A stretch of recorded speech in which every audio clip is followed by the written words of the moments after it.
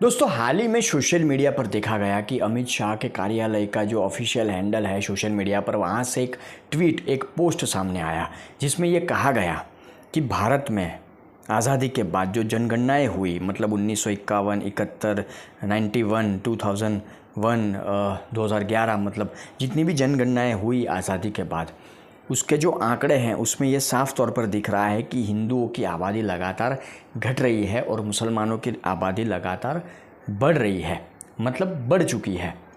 1951 से 2011 तक की जो बातें हैं, जो आंकड़े हैं कि हिंदू की आबादी लगातार घटी है और मुसलमानों की आबादी लगातार बढ़ी है।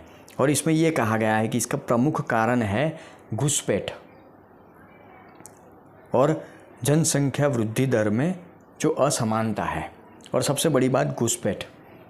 तो हमारे देश के विपक्षी नेताओं ने छाती पीटना शुरू कर दिया। सुप्रिया श्रीनेत इसके ऊपर ट्वीट करती है, अन्य कुछ विपक्षी चाटुकार है वो भी मैदान में कूद पड़ते हैं। अब जो आंकड़े हैं उसमें क्या गलत है? जो सच्चाई है वही अमित शाह या उनके ऑफिशियल हैंडल पर, उनके कार्यालय के ऑफिशियल हैंडल पर आंकड़े रखे गए हैं, बातें रखी गई है कि हिंदुओं की जो जनसंख्या है वो घटी है, मुसलमानों की बढ़ी है। उसमें क्या गलत बात है? माफ़ कीजिएगा। और हमारे देश में कई ऐसे राज्य हैं जी, बहुत लोगों को पता होगा, जो समझदार है, जो जानकार है, कि घुसपैठियों की कोई कमी नहीं है। खासकर यूपी, बिहार, पश्चिम बंगाल, दिल्ली, रोहिंग्या, बांग्लादेशी, न जाने कहाँ कहाँ से लोग वहाँ पर घुस गए हैं।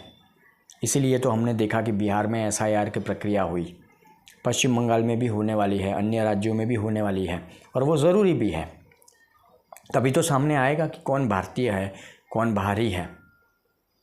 और अमित शाह का वो बयान भी हाल ही में सामने आया एक कार्यक्रम के दौरान कि घुसपैठिए तय नहीं करेंगे कि देश का पीएम या देश के किसी राज्य का सीएम कौन होगा।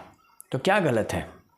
घुसपैठियों को निकालना है, उनकी हमें क्या ज़रूरत है? बांग्लादेश का व्यक्ति है तो बांग्लादेश में रहे, पाकिस्तान का है तो पाकिस्तान में रहे, म्यांमार का है तो वहाँ रहे, कोई और देश का है तो वहाँ रहे। यहाँ क्या ज़रूरत है किसी की?